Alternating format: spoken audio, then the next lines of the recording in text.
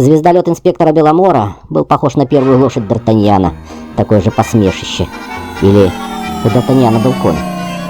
Ни одна приличная планетка не разрешила бы этому ржавому корыту с бортовым номером ЩА-2047 и грязным ускорителем замедленных нейтронов сесть на свою поверхность, разве что при аварийной ситуации.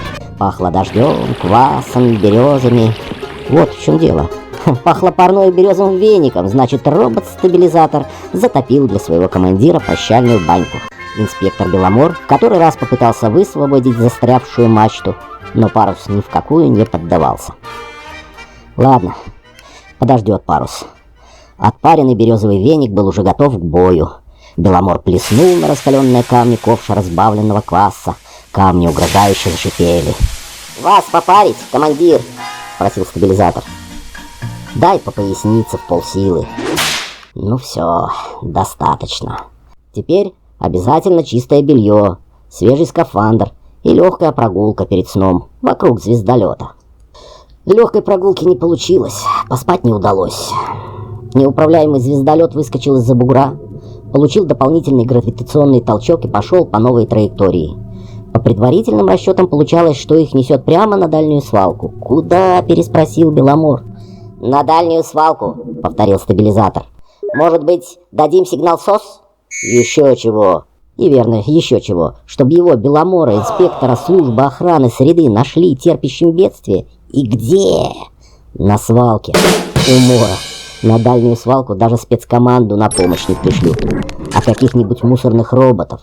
Их несло в самую кучу галактических отбросов. «Через полчаса врежемся», — удовлетворенно объявил стабилизатор, вытирая клешни ветошью.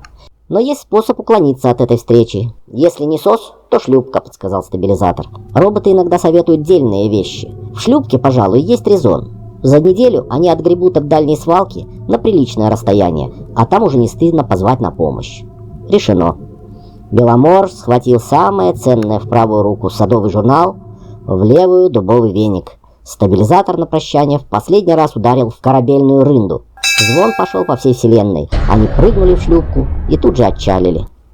Теперь можно было перевести дух и наблюдать со стороны редкое зрелище — звездолет, идущий на таран. Сентименты в сторону. Подобную аварию следовало устроить еще год назад и потребовать новое корыто. «Сейчас как гахнет!» — шепнул стабилизатор. И в этот момент так гахнет, что свалка задрожала. Жаль, конечно, хороший когда-то был звездолет. Боевой конь был, а не звездолет. Но в сторону сантименты. Пора выгребать из этого мусорника. «Командор, сигнал СОС!» — вдруг сообщил стабилизатор, указывая клешней в сторону уходящей дальней свалки. В самом деле, кто-то с дальней свалки слабо попискивал, звал на помощь. Этого еще не хватало. Они кого-то торпедировали своим звездолетом. «Я пойду», — забеспокоился стабилизатор. «Куда ты пойдешь?» — удивился Беломор.